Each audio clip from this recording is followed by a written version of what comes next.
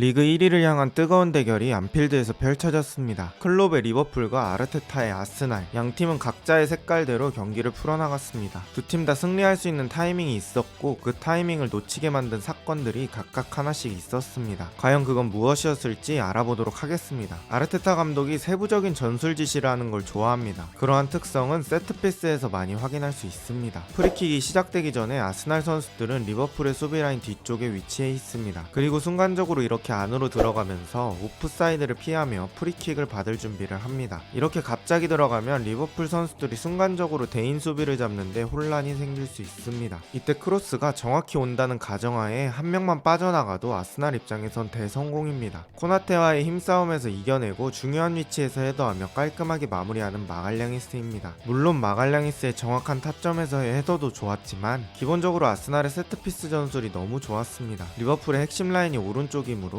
아스날 입장에서 공격 방향을 주로 왼쪽으로 잡는 게 이득이었습니다. 왼쪽에 무게를 두면서 공격하면 소보슬라이와 아놀드를 수비 쪽에 묶어둘 수 있고 잘하면 살라까지도 수비에 가담시킬 수 있죠. 하지만 아스날은 좌우 다 활발히 활용합니다. 사카에게 공을 내준 베나이트는 안쪽으로 뛰어들어갑니다. 이렇게 되면 사카가 숫자적으로는 리버풀 선수 4명에게 둘러싸여 있지만 베나이트의 돌아뛰는 움직임 덕분에 순간적으로 선택지가 2개가 생깁니다. 그래서 리버풀 4명의 수비 선수들이 쉽게 접근하지 못합니다.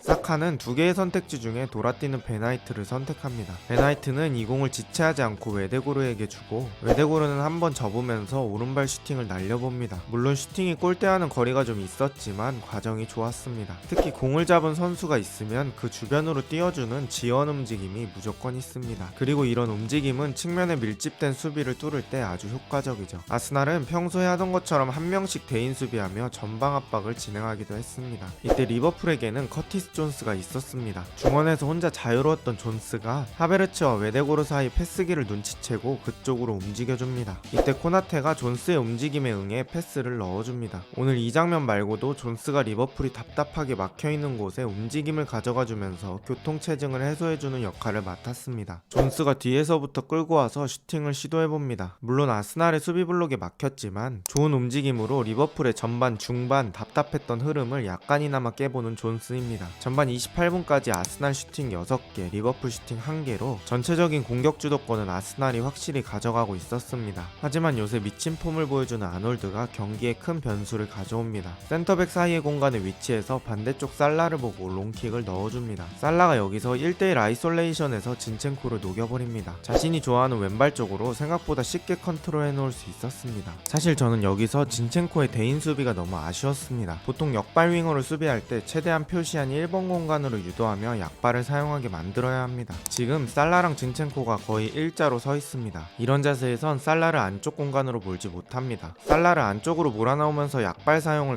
강제하려면 진첸코가 이 정도로 뒤로 무르면서 살라와 대각선을 만들어야 합니다. 그럼 이 정도 되는 위치에서 살라를 막을 수 있고 편하게 왼발을 쓸 수 있는 2번 쪽 공간을 막을 확률이 더 높아집니다. 설령 살라가 1번 쪽 공간으로 가서 이렇게 컷백을 노린다고 해도 진첸코는 최소한 자기 역할은 한 겁니다. 컷백 수비는 동료에게 맡겨야죠. 게다가 오른발로 컷백을 하는 것이기 때문에 위험성도 줄어들죠. 하지만 진첸코의 아쉬운 수비 때문에 살라가 쉽게 왼발을 사용할 수 있는 각도로 돌파에 성공합니다. 이 정도 거리에서 살라의 왼발이다? 상대팀은 실점 각오를 해야 합니다. 살라가 니어포스트로 아주 강하게 슈팅을 완성하며 경기를 1대1로 만듭니다. 아놀드와 살라 역시 리버풀의 슈퍼스타들입니다. 커티스 존스가 오늘 아스날의 전방 압박을 해결하는 키가 되고 있습니다. 순간적으로 중원 사이사이에 들어가서 공을 받아주고 빠른 공수 전환을 만듭니다. 전반은 이렇게 1대1로 종료됩니다. 후반에도 각 팀은 각자 잘하는 방식으로 플레이하기 시작합니다. 웨데고르가 측면에서 공을 잡았을 때 제주스가 공을 한번 받으러 내려와 줍니다. 이때 코나테도 제주스가 쉽게 돌아서지 못하게 따라 나갑니다. 그때 하베르츠가 코나테가 뛰어나간 공간을 이용하러 침투하고 아놀드는 하베르츠를 따라갈 수밖에 없습니다. 제주스와 웨데고르가 2대1 패스를 주고받다가 반대편에 아예 비어있는 마르티넬리에게 좋은 반대 전환 패스를 열어줍니다. 마르티넬리가 이 공을 잡고 안쪽으로 치고 들어가지만 드리블의 실패에 공격은 무산됩니다. 하지만 이 장면에서 알 수 있듯이 한쪽에 수적 과부하를 만들고 아이솔레이션 기회를 열어주는 정석적인 장면이 나왔습니다. 뉴캐슬전 토트넘 손흥민이나 슈팅이나 브라이튼의 미토마 등 최근 아이솔레이션 상황을 만들어줄 땐 이런 비슷한 장면들이 많이 나옵니다. 리버풀은 후반 중반에 흐라벤베르, 누네즈, 엘리엇을 배치했습니다. 여기서 눈여겨볼 건 누네즈의 왼쪽인 기용과 엘리엇의 오른쪽 윙어 기용입니다. 목요일에 펼쳐진 카라바오컵에서 이 선수 배치로 재미를 봤던 클롭이라 오늘 아스날전에서도 다시 한번 시도해봅니다. 아스날은 코너킥에 강한 팀답게 세부 전술이 많이 숨어 있습니다. 하베르츠, 마갈량이스, 살리바, 키다리 3인방을 코너킥이 올라오는 동시에 뒤쪽에 있다가 안쪽으로 침투시킵니다. 리버풀 수비진도 아무래도 키다리들을 따라갈 수밖에 없기 때문에 순간적으로 트로사르가 프리한 찬스를 맞습니다. 물론 이번 코너킥은 키다리 쪽을 겨냥하긴 했습니다. 아스날은 바로 직전 브라이튼과의 리그 경기에서도 똑같은 방식으로 제주스를 프리한 상태로 만들어서 제주스가 득점한 적이 있습니다. 무튼 이 코너킥을 리버풀이 걷어내고 걷어낸 공을 잡은 리버풀이 살라를 선봉장으로 역습을 시작합니다. 제 기준 이 장면이 오늘 경기 최고의 장면입니다. 역습을 성공시키려는 자들과 막으려는 자들이 처절하게 전력 질주합니다. 하지만 속도가 붙은 살라는 엄청나게 빨랐고 이 공을 골대 앞까지 잃지 않고 끌고 와서 아놀드에게 내줍니다. 패스 강도부터 타이밍까지 모두 완벽했습니다. 아놀드도 오른발 인사이드로 잘 갖다 대며 마무리하지만 이 공이 골대를 맞고 튕겨나가 버립니다. 이건 리버풀 입장에서 무조건 넣었어야 합니다. 이 득점 한 점이 승부를 가르고 특히 오늘 같은 경기는 시즌 전체적으로 영향을 크게 미치는 경기인데 정말 너무 아쉬운 마무리입니다. 경기는 이 이후에 치열한 힘싸움이 있었지만 엄청난 결정적인 기회는 없었고 이렇게 1대1로 종료됩니다. 리버풀 아놀드의 골대 맞는 슈팅이 골이었다면 혹은 아스날 진첸코의 수비가 조금만 신중했다면 결과는 크게 달라졌을지도 모릅니다. 양팀 다 손바닥에 승리가 한 번씩 앉았다가 날아가 버렸습니다. 아스날과 리버풀 그리고 빌라가 빡빡하게 선두권을 구성하고 있고 그 바로 아래를 토트넘과 맨시티가 바짝 뒤따르고 있습니다. 과연 이번 시즌 프리미어리그 우승팀은 누가 될까요? 오늘 영상은 여기까지고 비슷한 영상이 궁금하시다면 구독 부탁드립니다. 저는 축직먹이었습니다. 좋은 하루 되세요.